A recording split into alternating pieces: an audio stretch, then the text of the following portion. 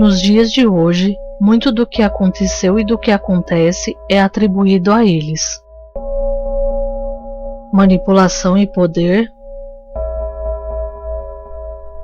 crimes e desastres, controle. Mas afinal, quem são eles? Sociedades secretas, os Illuminati, parte 3. Falar sobre a simbologia Illuminati não é tarefa fácil. A quantidade de interpretações diferentes é imensa e muitas delas soam como uma invenção de teóricos mais inflamados a fim de defender suas ideias. Este símbolo, facilmente reconhecido nos dias de hoje, é na verdade o verso do Grande Selo dos Estados Unidos, inserido em 1782. A Declaração da Independência dos Estados Unidos aconteceu em 4 de julho de 1776. Nessa época, o país tinha 13 estados, o que justifica a presença frequente do número 13 nos símbolos, embora há quem diga que o 13 simboliza os 13 graus dos Illuminati da época. A história não nega a intensa presença maçônica na Declaração da Independência. 9 dos 13 delegados dos estados eram maçons, e por isso muitos acreditam na participação dos Illuminati da Baviera nesse evento e na criação do selo. A tradução mais correta da frase Novus Ordo Seclorum seria Nova Ordem das Eras, embora seja traduzida frequentemente como Nova Ordem Mundial, e a frase Anuit Coeptis é traduzida por departamentos dos Estados Unidos como ele tem favorecido nossos compromissos. Ambos os lemas vêm descritos do poeta romano Virgílio do século I a.C. As duas imagens do Grande Selo dos Estados Unidos foram inseridas no verso da nota de $1 em 1935. O olho da providência, o olho que tudo vê, é na maioria das vezes interpretado como uma representação do olho de Deus observando a humanidade. Embora não pareça ter nenhuma ligação, esse símbolo é por vezes comparado ao olho de Horus. Quando se refere aos Illuminati de hoje, é visto como o olho que nos observa a fim de concretizar o grande plano de dominação mundial. Todo esse conjunto é comprovadamente um símbolo maçônico, mas seria uma temeridade afirmar que ele é originalmente um símbolo Illuminati. Poucos conhecem uma pesquisa recente feita pelo escritor Terry Melanson, que afirma que o único símbolo usado pelos Illuminati da Baviera para substituir o nome da ordem em seus documentos foi o ponto dentro do círculo, símbolo que pode ter uma quantidade imensa de significados.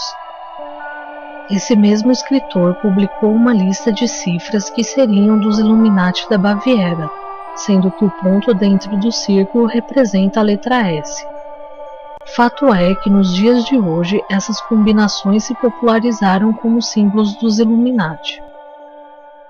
E por falar em popularizar, os escritos de Dan Brown são apontados por muitos como sendo os responsáveis por difundir a temática Illuminati. Hoje em dia, há inúmeras publicações sobre o tema, sem falar no volume assustador de sites na internet, sendo boa parte deles defendendo a existência da participação Illuminati no plano de estabelecer a nova ordem mundial. Seria desnecessário se alongar e citar os inúmeros exemplos da influência do tema na mídia, exceto por um jogo que não poderia ficar de fora.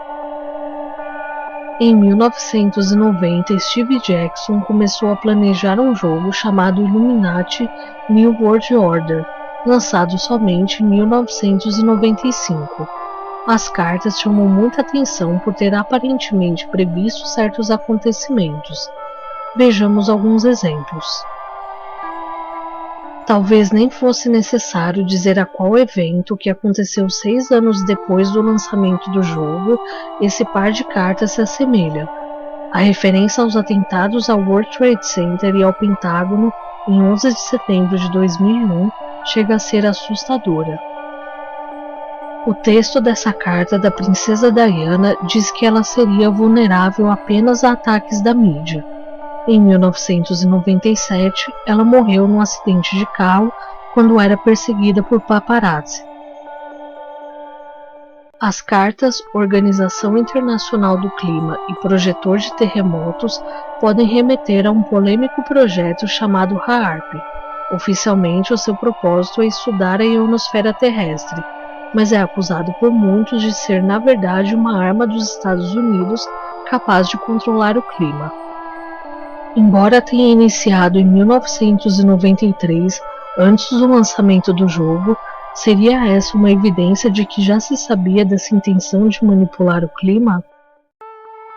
No texto da carta Satélite do Clima, um trecho diz que satélites de verdade não reportam apenas o clima, eles o mudam. Esta carta diz que quem controla os recursos naturais do Brasil ganha ações extras a cada turno do jogo. Que os recursos naturais do Brasil são visados não é novidade para ninguém. É bom lembrar que em maio de 2008 o presidente Lula se viu obrigado a dizer que a Amazônia tem dono. O dono é o povo brasileiro, depois que um empresário sueco afirmou que a floresta poderia ser comprada por 50 bilhões de dólares e que o jornal New York Times publicou uma matéria em que pergunta: de quem é esta floresta amazônica afinal? Sem contar que o Brasil é o país que tem a maior reserva de água doce do mundo e com o pré-sal. Mais recentemente, o jornalista norte-americano Glenn Greenwald, que revelou os documentos secretos obtidos por Edward Snowden, disse que o Brasil é o grande alvo dos Estados Unidos. As informações sobre a quantidade total de cartas existentes são divergentes, mas é dito que o jogo original tinha 412 cartas. Embora muitas delas se encaixem em eventos que já aconteceram, outras ainda não. Um bom exemplo é a carta Terceira Guerra Mundial, e ela diz: qualquer nação fazendo um ataque direto para destruir contra outra nação tem o poder triplicado.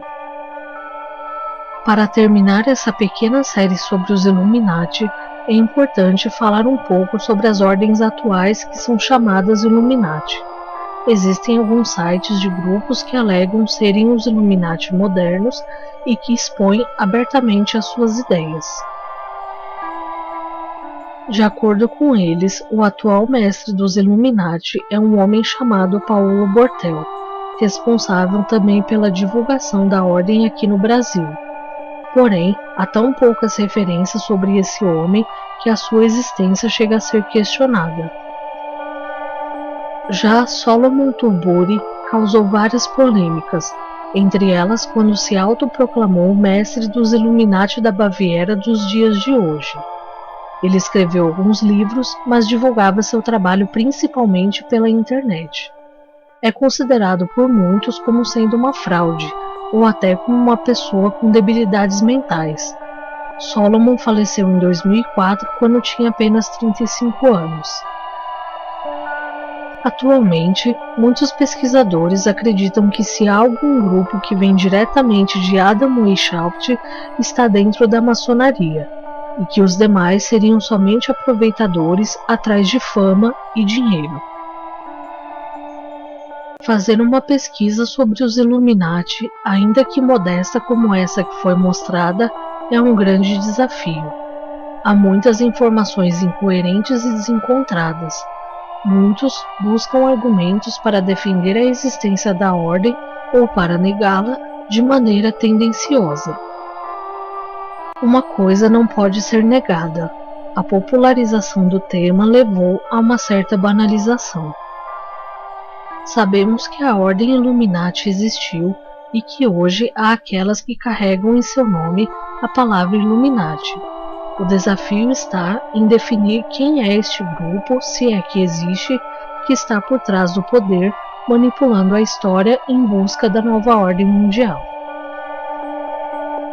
São por esses motivos que não há alternativa se não terminar essa pequena série sobre os Illuminati com a mesma indagação feita no início. Mas afinal, quem são eles?